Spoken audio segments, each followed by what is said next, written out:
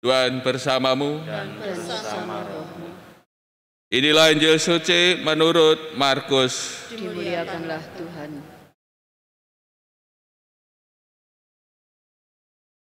Sekali peristiwa Yesus yang bangkit dari antara orang mati menampakkan diri kepada ke-11 murid dan berkata kepada mereka, "Pergilah ke seluruh dunia, beritakanlah Injil kepada segala makhluk. Siapa yang percaya dan dibaptis akan diselamatkan, tetapi siapa yang tidak percaya akan dihukum. Tanda-tanda ini akan menyertai orang-orang yang percaya. Mereka akan mengusir setan-setan demi namaku. Mereka akan berbicara dalam bahasa-bahasa yang baru bagi mereka. Mereka akan memegang ular, dan sekalipun minum racun maut, mereka tidak akan mendapat celaka. Mereka akan meletakkan tangannya atas orang sakit, dan orang itu akan sembuh." Demikianlah sabda Tuhan. Terpujilah Kristus.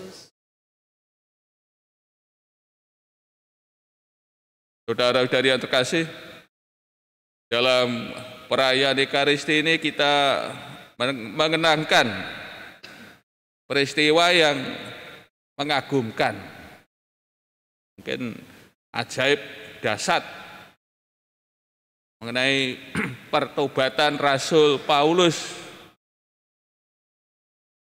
dari orang yang ganas, ya, membawa kuasa dari Imam Agung, ya, untuk menangkapi, ya, memenjarakan, mungkin juga membunuh murid-murid Tuhan, orang dari lawan, dari Saulus yang kejam, yang bengis terhadap orang-orang yang mengikuti Tuhan. Namun diubah, ya, oleh Tuhan menjadi Paulus, menjadi orang yang hebat, ya, rasul yang besar, yang benar-benar mencintai Tuhan, mewartakan Injil sampai kemana-mana, mendirikan jemaat yang banyak, rasul yang sungguh luar biasa, ya, yang mempunyai kecintaan terhadap salib Kristus.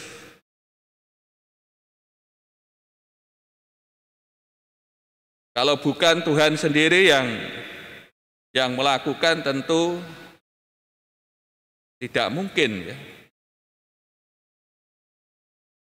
Orang yang memusuhi Tuhan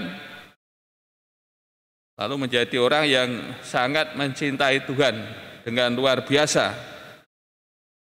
Kalau bukan Tuhan yang berkarya, menyentuh, tidak akan mungkin terjadi.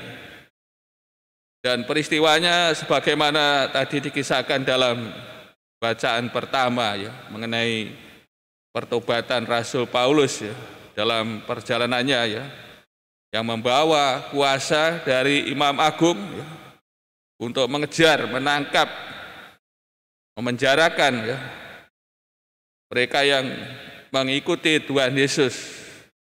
Namun dalam perjalanan Tuhan sendiri yang melakukan peristiwa yang ajaib terhadap Saulus, hingga akhirnya, ya, Saulus bertobat mengikuti Tuhan.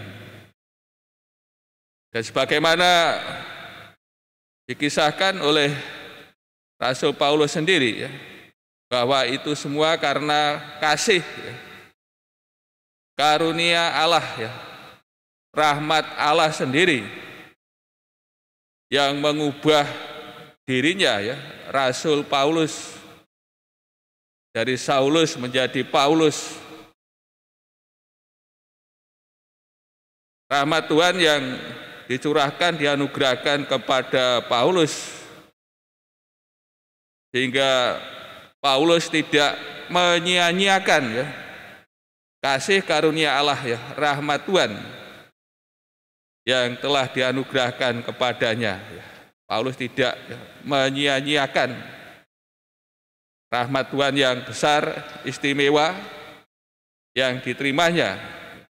Paulus menanggapinya ya, dengan mencintai Tuhan yang akhirnya juga sampai mati ya, di Roma dalam rangka mewartakan Injil, mencintai Tuhan Yesus Kristus, sampai akhirnya Paulus ya, memberikan hidupnya seutuhnya ya, demi kemuliaan Tuhan.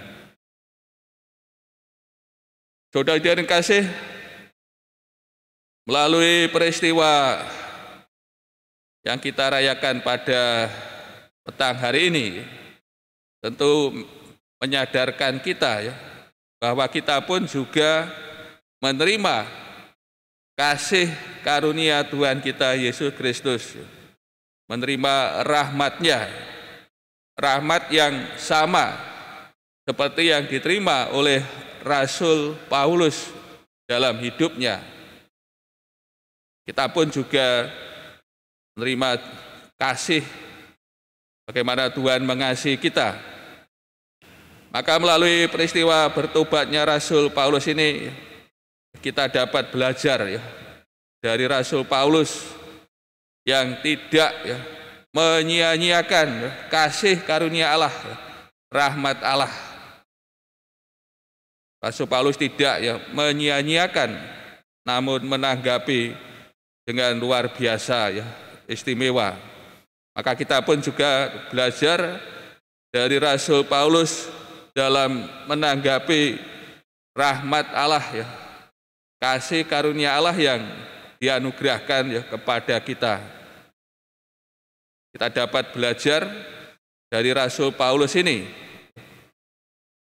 Maka tentunya dengan semangat yang berkobar-kobar, hendaknya juga menjadi semangat kita ya dalam menanggapi ya, rahmat Allah, kasih karunia Allah yang dianugerahkan kepada kita. Mencintai Tuhan dengan sepenuh hati ya, dengan seluruh kemampuan kita, kekuatan kita, mencintai Tuhan Yesus dengan apa yang ada dalam diri kita ya, hidup kita. Maka kita pun akan seperti Rasul Paulus ya, dalam menanggapi kasih karunia yang telah dianugerahkan kepada kita.